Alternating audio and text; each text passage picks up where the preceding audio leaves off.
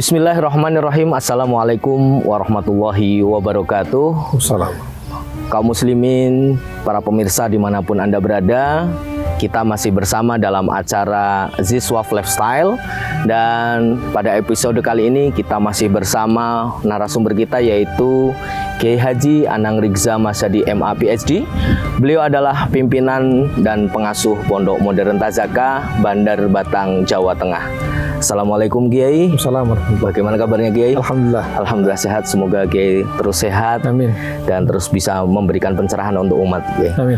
Baik, pada episode kali ini ya kita tentunya akan membahas materi yang baru. Setelah pada episode sebelumnya kita membahas tentang ragam wakaf. Dan pada episode kali ini kita akan membahas tentang zakat Kiai, terutama bagaimana menunaikan zakat itu melalui amil. Nah, pertanyaannya nih Kiai, sebenarnya apa itu petugas amil itu dalam hal distribusi zakat? Bismillahirrahmanirrahim. Amil atau petugas amil itu adalah orang yang ditugaskan, diamanatkan untuk memungut, mengelola, mengolah, dan mendistribusikan dana zakat. Itu amil. Ya. Dan ini amanat syariat, termasuk juga amanat undang-undang. Kalau orang yang tugasnya mengelola wakaf namanya nadir wakaf. Jadi kalau zakat namanya amil zakat, kalau wakaf namanya nadir wakaf. Maaf nih Kiai, nampaknya mulai gerimis ini Kiai. Bagaimana kalau kita lanjutkan perbincangan kita di dalam Kiai? Oke. Ini juga tempatnya luar biasa Kiai ini, villanya, view-nya ini luar biasa. Ini adalah salah satu villa yang ada di pegunungan di daerah Batang ya. Yang ini konsep wakaf manfaat. Kemarin kita bahas. Jadi ada orang yang mewakafkan manfaat dari villa ini untuk kepentingan dakwah, syiar Islam, tamu-tamu pesantren, kemudian dai-dai. Sama ketika Abdurrahman bin Auf itu punya rumah di Madinah 3. Satu diantaranya diwakafkan untuk menginap tamu-tamunya Rasulullah dari luar kota. Masya Allah. Ini wakaf manfaat. Oke, silakan kita masuk ke dalam, Kiai. Oke, Pak Kiai, tadi kita lanjutkan lagi perbincangan kita tadi terkait dengan amil. Ya, mungkin bisa dijelaskan kembali tadi karena penjelasannya belum lengkap. Siapa itu amil? Ya, tadi kan sudah saya sampaikan kalau amil itu petugas yang mengelola, mengumpulkan dan mendistribusikan zakat. Kalau wakaf disebut nadir. Nadir wakaf, amil zakat. Zakat ini kan ibadah yang sangat penting. Karena dia berdimensi ganda. Vertikal dan horizontal. Vertikal karena zakat itu bagian dari ibadah. Bahkan bagian dari rukun Islam. Sama seperti sholat, puasa, haji, zikir, dan lain sebagainya. Ini vertikal, bagian dari hubungan kepada Allah, hablum minallah. Tetapi juga zakat itu berdimensi horizontal, hablum minannas. Sama manusia. Mengapa? Karena zakat ini kan distribusi kekayaan dari orang-orang kaya kepada orang-orang miskin. Jadi inilah dimensi hablum minannasnya zakat itu. Ada dimensi hablum minallah karena dia bersifat ibadah. Orang bayar zakat itu bagian dari ibadah, sama seperti orang melaksanakan sholat, sama seperti orang melaksanakan haji dan seterusnya, puasa. Tetapi di satu sisi juga dia berdimensi horizontal. Nah, mengingat pentingnya zakat ini, maka Al-Quran menegaskan pentingnya petugas khusus yang menangani masalah zakat ini. Dan ingat, zakat adalah satu-satunya ibadah mahdhah, ibadah formal yang memiliki petugas. Ini amanat syariat. Jadi amil zakat ini adalah perintah syariat, amanat dari syariat. Dan sekarang ini diatur juga dalam regulasi perundang-undangan di kita. Pada masa Rasulullah, kalau kita mau melihat ke belakang ya, pada masa Rasulullah itu ya Rasulullah memerintahkan beberapa sahabat untuk memungut dan mengelola serta mendistribusikan zakat. Misalnya Ibnu Abi Lubi'ah, Mu'ad bin Jabal dan lain sebagainya. Itu ditugaskan Rasulullah langsung oleh Rasulullah untuk memungut dan mendistribusikan zakat. Apa artinya? Artinya bahwa tradisi amil zakat itu sudah ada sejak zaman Rasulullah SAW. Bahkan langsung perintahnya dari Rasulullah. Nah, ini sebagaimana firman Allah, khudh min amwalihim shadaqatan tutahhiruhum wa tuzakkihim biha wa sholli alaihim inna sholataka sakanun lahum wallahu sami'un alim. At-Taubah ayat 103. Ambillah zakat. Berarti kan harus ada orang yang mengambil. Karena perintahnya ambillah. Pungutlah zakat itu. Ambillah zakat ya dari harta mereka untuk menyucikan dan membersihkan mereka. Itu perintahnya begitu. Dan berdoalah untuk mereka. Siapa yang berdoa untuk mereka? Ya, amil ini setelah menerima zakat dari muzaki, amil mendoakan. Ya, mudah-mudahan lancar, mudah-mudahan Allah memberikan keberkahan, rezekinya bertambah, zakatnya bertambah, usahanya tambah maju dan lain sebagainya. Itu seperti itu aturannya. Ya. Kemudian inna sholataka sakanun lahum, karena doamu itu akan menumbuhkan ketentraman bagi mereka. Kan orang-orang yang setelah berzakat didoakan, diucapkan terima kasih, itu kan tentram dia hatinya. Nah, Allah Maha mendengar, Allah Maha mengetahui. Itu perintahnya Quran. Jadi jelas sekali zakat harus dipungut, diambil, dikelola dan didistribusikan dengan cara yang benar. Itulah kenapa perlunya amil zakat itu. Ya. Nah, ambil zakat ini harus proaktif. Proaktif memungut dan mengambil zakat. Tentu dengan cara yang ma'ruf, ya, bukan dengan cara-cara yang tidak ma'ruf. Ya, karena kenapa? Karena seringkali orang lupa menunaikan zakat itu. Maka amil harus proaktif mengingatkan dan memungut itu. Mengambil zakat dari orang-orang kaya, kemudian didistribusikan kepada fakir miskin dan orang-orang yang berhak menerimanya. Yaitu, sekali lagi, zakat adalah penunaian hak. Jadi ada hak orang-orang miskin di dalam harta orang-orang kaya yang harus diambil, lalu ditunaikan, didistribusikan kepada mereka yang berhak. Walladzina fi amwalihim haqqum ma'lum lis-sa'ili wal mahrum.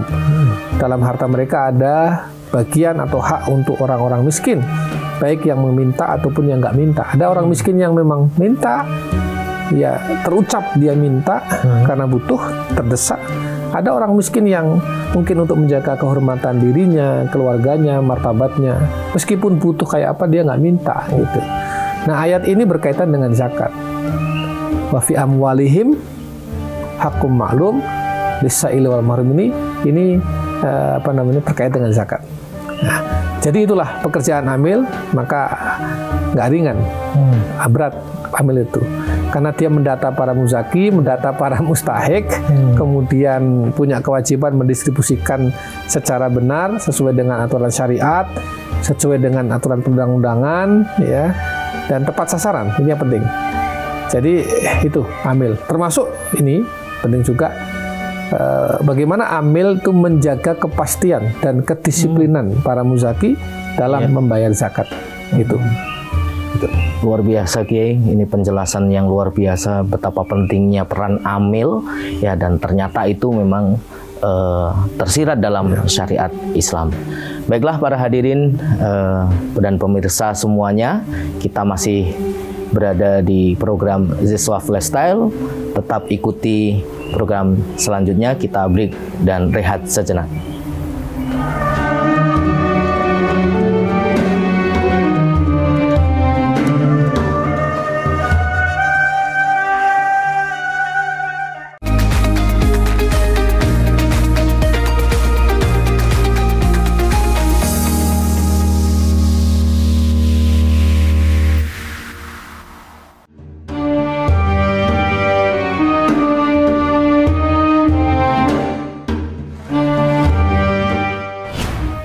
Kaum muslimin dan juga pemirsa sekalian, kita kembali lagi dalam acara Ziswaf Lifestyle Dan kita masih bersama Kiai Haji Anang Rizza Masyadi MA PhD.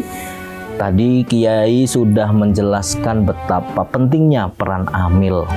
Ya, bahkan ternyata amil itu adalah amanah dari syariat. Bahkan tadi antum juga menyinggung bahwa Rasul itu sampai mengutus para sahabat untuk menjemput. Nah, sebenarnya apa sih Kiai hikmah di balik berzakat melalui amil itu? Ya, baik. Beberapa hikmah yang bisa kita sampaikan, kita ketengahkan dalam diskusi yang singkat ini. Mengapa orang harus zakat lewat amil? Tidak secara langsung. Apa hikmah di balik itu? Pertama, supaya membatasi kontak langsung antara muzaki dengan mustahik, antara yang berzakat dengan yang menerima zakat. Ya, saya kira ini sangat mendasar. Kenapa? Karena zakat itu bukan pemberian, tapi penunaian hak. Ya, kan ada hak orang lain dalam harta kita yang wajib kita tunaikan, kita salurkan. Makanya dosa besar bagi orang yang menahan hak orang lain. Dan ancamannya sangat keras dari Allah maupun dari Rasulnya.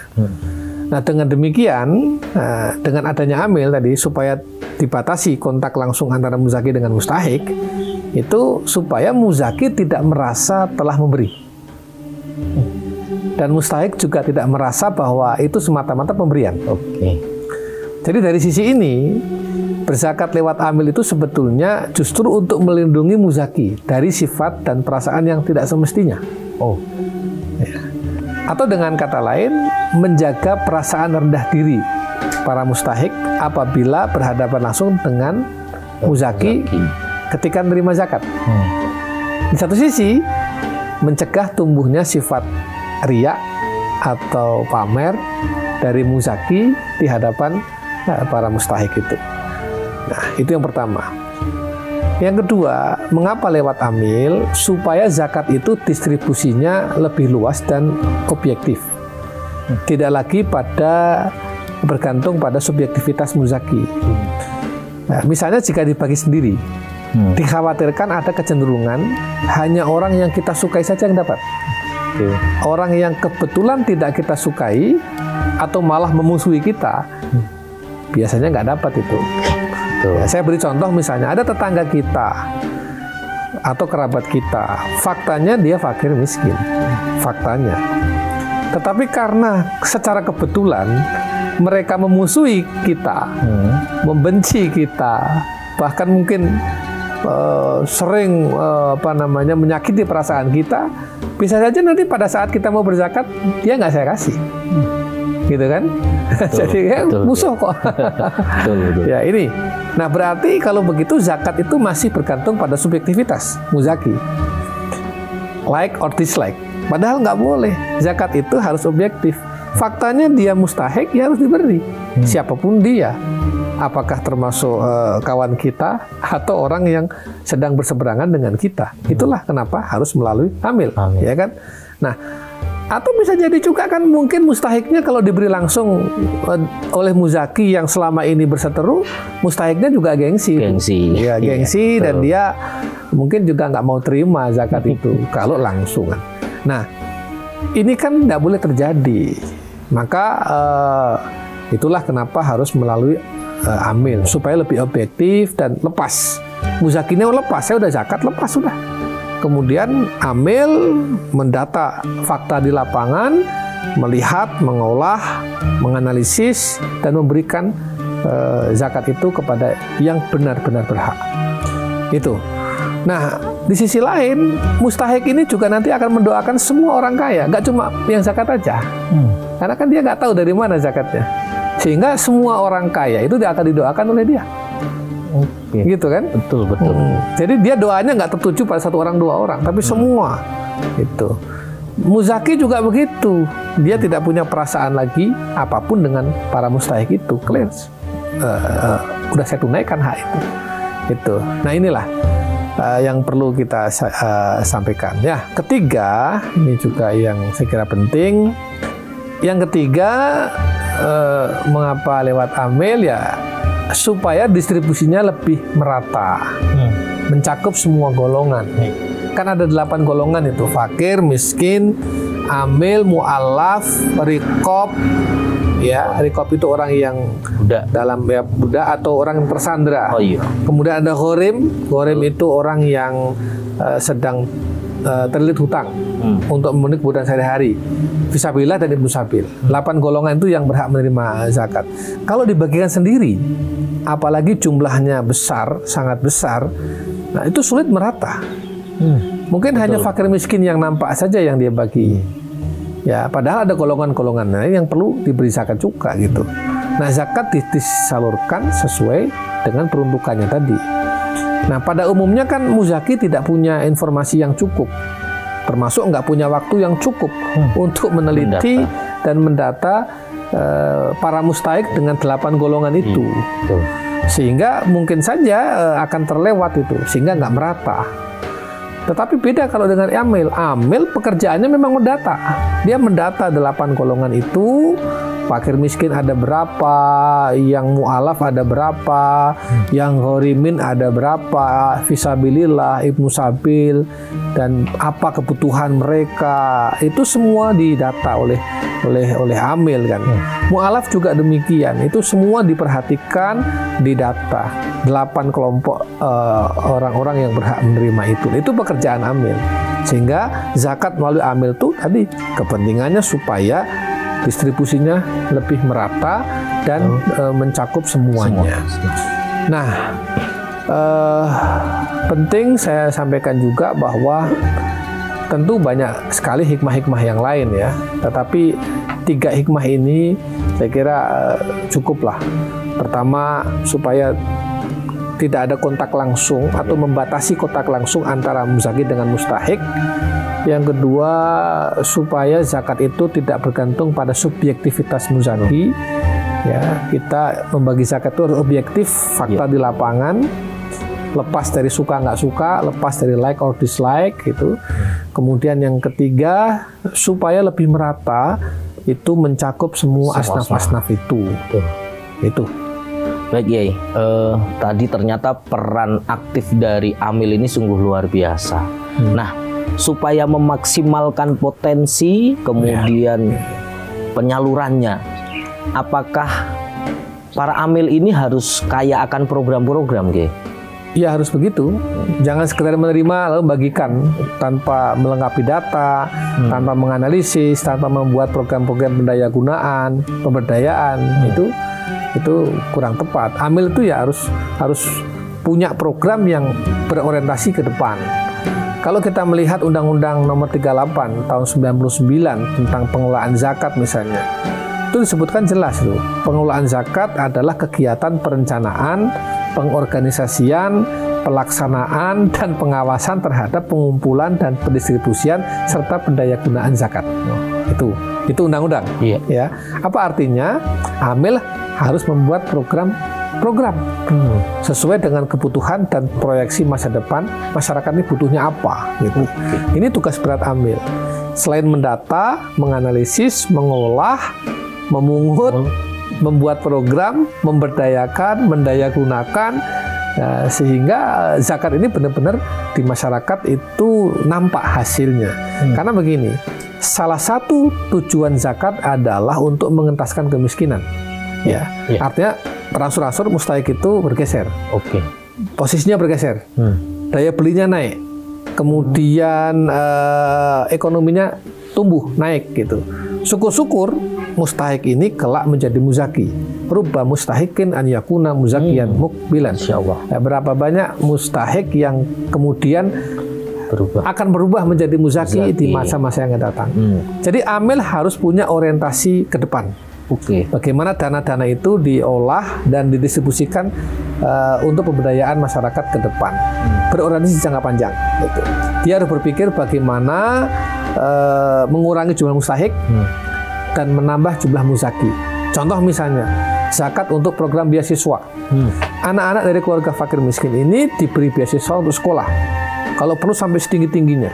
Diberi keterampilan skill, hard skill ataupun soft skill. Jadi mereka kan lama-lama tumbuh dan punya peran, ya, dan bisa hidup mandiri, sehingga ini mengurangi jumlah mustahik. syukur-syukur dia menjadi muzaki. Betul. Atau di sisi lain, misalnya contoh lain, fakir miskin masih produktif, masih bisa bekerja, kita bekali dia dengan keterampilan, kasih modal usaha supaya dia bisa usaha, lama-lama dia akan naik dan tumbuh menjadi muzaki, ya kan? Itu. Sehingga untuk jangka panjang masyarakat akan semakin sejahtera. Ini tugas amil ini, tugas amil. Seperti ini tugas amil, tidak mudah, tapi itulah amanat Allah dan Rasulnya, dan mudah-mudahan dengan itu ya amil itu berkah gitu hidupnya, karena dia mengurusi ekonomi umat. Baik Kiai, ternyata hikmahnya luar biasa. Ya, kita bisa mengambil hikmah-hikmah itu, terutama para amil zakat ini harus paham betul apa tujuan daripada zakat itu. Dan tentunya kita akan membahas bagaimana konsepnya Kiai, supaya amil ini bisa lebih maksimal. Tapi kita rehat sejenak Kiai, dan para pemirsa sekalian, kita masih bersama dalam acara Ziswaf Lifestyle. Jangan kemana-mana, kita rehat sejenak.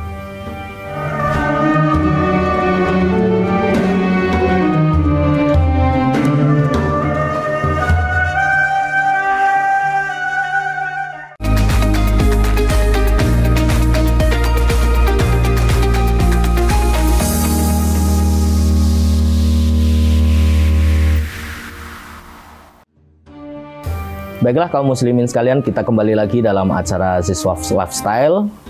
Pertanyaan selanjutnya tadi sudah dibahas tentang perannya dan hikmahnya dari tugas amil itu sendiri. Lalu bagaimana konsep-konsep yang bisa dilakukan oleh para amil supaya pengumpulan dan distribusi zakat ini bisa tersalurkan dengan benar dan sesuai dengan tujuan? Pertama, kalau menurut Undang-Undang Nomor 23 Tahun 2011 tentang pengelolaan zakat, itu ada di pasal 2 kalau nggak salah. Pengelolaan zakat berdasarkan syariat Islam, amanah, kemanfaatan, keadilan, kepastian hukum, terintegrasi, dan akuntabilitas. Ini saya kira kalau dibahas satu-satu panjang sekali, dan ini akan topik yang sangat penting saya kira. Oke, tapi gini, prinsip-prinsip pengelolaan zakat dan tugas tanggung jawab amil itu adalah mewujudkan tadi apa yang ada di dalam syariat Islam maupun yang diatur oleh regulasi. Dan yang jelas bagaimana dia mendistribusikan kekayaan dari orang kaya ke orang miskin, supaya ini berputar, ekonomi tumbuh, dan masyarakat menjadi lebih sejahtera hidupnya. Ya, syukur-syukur itu dia mengurangi jumlah mustahik dan menambah jumlah muzaki. Atau minimal dari mustahik ini bergeser ke tengah. Dia belum menjadi muzaki, tapi minimal dia sudah meninggalkan wilayah mustahiknya itu. Itulah tugas berat amil saya kira itu. Nah, untuk konsep distribusi itu sebaiknya door to door, dari rumah ke rumah. Ya, bukan mengundang mustahik untuk datang kepada muzaki. Apalagi sampai berdesak-desakan, mengantri jumlahnya ratusan ribuan menunggu pembagian zakat. Saya kira nggak begitu, konsepnya nggak begitu. Akan tetapi datangi mustahik, lihat kondisi realnya di lapangan seperti apa, faktanya bagaimana, butuhnya apa, mau diberdayakan seperti apa, dan seterusnya. Ini konsep yang ideal. Jadi amil harus proaktif ke muzaki untuk mengambil memungut zakat, proaktif kepada mustahik untuk melihat keadaan dan fakta-fakta di lapangan. Ini harus digimanakan mustahik ini supaya dia didaya gunakan dan diberdayakan dengan dana zakat itu. Makanya sebaiknya amil itu terdiri dari banyak orang, nggak satu, karena tugasnya berat dan luas. Dan sebaiknya pula amil itu bersifat kelembagaan, bukan individual. Gitu. Nah, ini kan sudah diatur dalam undang-undang juga itu kan, bahwa kelembagaan amil zakat ini diatur dalam pasal 17, 18, 19, 20 Undang-Undang Nomor 23 Tahun 2011. Nah, begitu. Tadi misalkan nih, kalau meskipun yang paling baik kan harus door to door. Andai kata ini Kiai, ada seorang muzaki mau membagikan sendiri dan mungkin asnaf yang dipilih ini ya sudah tepat sesuai aturan, boleh atau sah nggak itu zakatnya? Boleh, sah. Tapi tadi itu mungkin pemerataannya jadi tidak maksimal. Ya mungkin masih ada unsur-unsur subjektivitas dan lain sebagainya lah. Kalau bolehnya boleh, sahnya sah. Nah, makanya ya mungkin jalan tengahnya ya ada sebagian yang dibagi sendiri, ada sebagian yang lewat lembaga, lewat amil gitu. Syukur-syukur semuanya lewat amil. Tapi amilnya juga harus amanah, amilnya juga harus profesional, amilnya juga harus akuntabel, ya kan? Kalau enggak bagaimana gitu. Ya, itu satu. Kemudian soal amanah ini, soal akuntabilitas ini bukan sesuatu yang statis tapi dinamis ya. Artinya dinamis itu ya amil baik terutama yang bersifat kelembagaan itu harus terbuka dan siap diaudit, siap diawasi karena ini amanah. Betul. Jadi dia melaksanakan amanah dari orang-orang kaya agar sampai kepada orang-orang miskin. Tapi di luar itu sebetulnya dia itu menjalankan amanah Allah dan Rasulnya. Ini yang paling berat. Tanggung jawabnya bukan kepada muzaki saja, betul, tapi tanggung jawabnya kepada Allah dan Rasulnya. Ini soal amil itu. Nah, kalau kita berbicara amil itu harus secara kelembagaan. Nah, kita melihat nih kadang-kadang di masyarakat kita ini, di masjid-masjid itu kadang-kadang dibentuk panitia, terutama di bulan Ramadan ini. Nah, tapi setelah itu, setelah didistribusikan di bulan Syawal, sudah nggak ada lagi nih, Ya. Nah, ini bagaimana pendapat Antum? Ya, namanya juga panitia. Kadang-kadang ada pembubaran panitia zakat pada bulan Syawal. Dibentuk bulan Ramadan, bubar bulan Syawal. Jadi ya boleh-boleh aja itu, tapi sebetulnya nggak begitu. Karena kenapa? Begini, amil zakat itu kerja sepanjang tahun. Jadi bukan kerja musiman 1-2 bulan, tapi pekerjaan sepanjang tahun. Kalau yang hanya Ramadan aja kan zakat fitrah aja itu, ya kan. Selebihnya kan itu panjang itu. Mengurusi fakir miskin itu kan nggak bisa sebulan 2 bulan. Mengurusi pemberdayaan para fisabilillah itu juga nggak bisa sebulan 2 bulan. Mengurusi orang-orang yang terlilit hutang itu nggak bisa sehari 2 hari. Ini pekerjaan sepanjang tahun, berat memang. Dan orang yang membayar zakat pun juga begitu. Orang bayar zakat kan jatuh tempo itu. Jatuh temponya kan kadang-kadang bulan Ramadan, kadang-kadang di luar Ramadan, ya kan? Karena haul tadi. Jadi nggak bisa kalau kita hanya bikin panitia ad hoc sebulan 2 bulan itu nggak bisa karena terlalu banyak zakat-zakat yang akan tidak tertangani dengan baik kalau itu bersifat ad hoc atau sementara. Itu maka ini penting, pemahaman masyarakat perlu edukasi terus. Masjid-masjid itu ya kalau mau sekalian jadi panitia penerima zakat sepanjang tahun dan memberdayakan betul dan lain sebagainya lah itu. Itulah pekerjaan amil, tidak ada yang nganggur, pekerjaannya berat sepanjang tahun, menganalisis semuanya, mendistribusikannya dan lain sebagainya. Dan mudah-mudahan ini jihad kemanusiaan. Amil itu pekerjaan jihad untuk kemanusiaan. Mudah-mudahan Allah memberkahi kita semua. Amin. Baiklah Kiai, mungkin kita sudah berada di penghujung acara Kiai. Jadi terima kasih atas pencerahannya, ilmu yang telah diberikan, sharing tentang bagaimana sebaiknya kita menyalurkan zakat kita. Ya, maka kami mengajak kaum muslimin semuanya, marilah kita berzakat melalui amil, ya, sebagaimana yang telah disyariatkan dalam agama kita. Terima kasih Kiai atas waktunya, dan jangan lupa terus tonton dan ikuti program Ziswaf Lifestyle dalam episode-episode selanjutnya. Kami atas nama kru yang bertugas pamit undur diri. Wassalamualaikum warahmatullahi wabarakatuh. Salam.